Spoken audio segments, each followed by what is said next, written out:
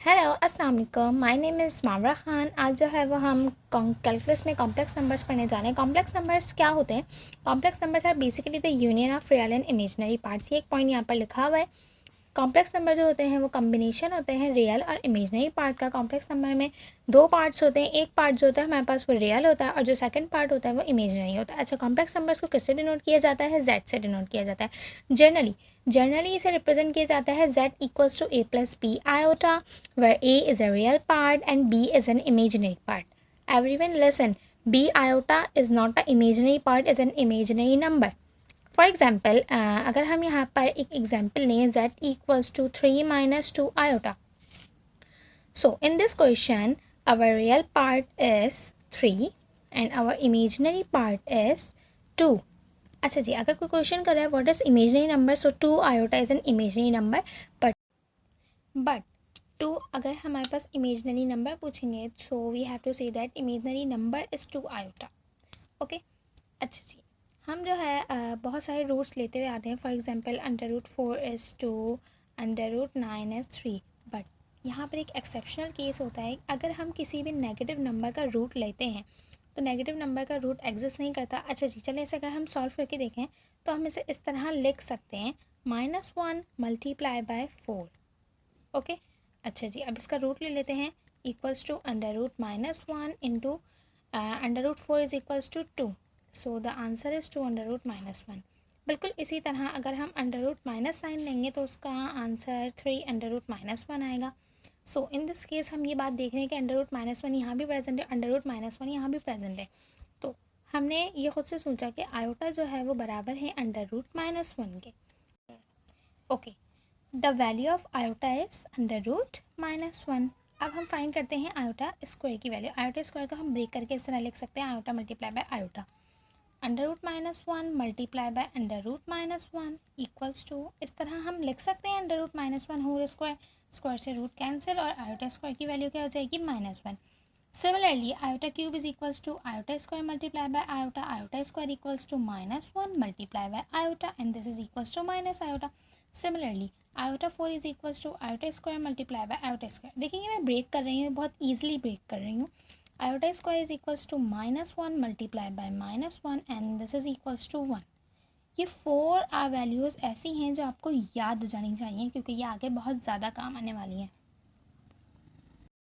Now our second topic is eigendiagram. What is eigendiagram? Eigendiagram are basically used to represent any complex number. For example, मैंने यहाँ पर general representation लिखी है complex number की z equals to a plus B iota.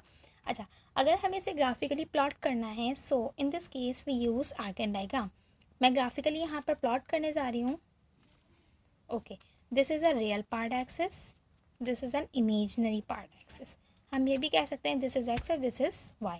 अच्छा, z को जो है हम a plus B iota general representation है, इसके अलावा x प्लस वाई आयोटा से भी रिप्रेजेंट किया जा सकता है. ओके. ये एनी कॉम्प्लेक्स नंबर है जिसका ग्राफ यहाँ पर प्लॉट हो रहा है. इसका जो मैग्नीट्यूड होगा वो डिनोट किया जाता है z मॉड से. This is a modulus. अच्छा जी, ये जो एंगल मेड कर रहा है ये एंगल है थीटा. मॉड्यूलस का जो फॉर्मूला होता है वो होता है √x² प्लस y². अच्छा, अगर हम एंगल फाइंड आउट करना चाहते हैं, as you all know that tan theta is equals to perpendicular upon base. अच्छा जी, ये परपेंडिकुलर हो जाएगा, ये बेस हो जाएगा. परपेंडिकुलर जो है यहाँ पर y and this is x, so this is y and this is x. For finding theta tan inverse is equals to y upon x. ये दो फार्मूलाज हैं जो हमें कंफर्म याद होने चाहिए.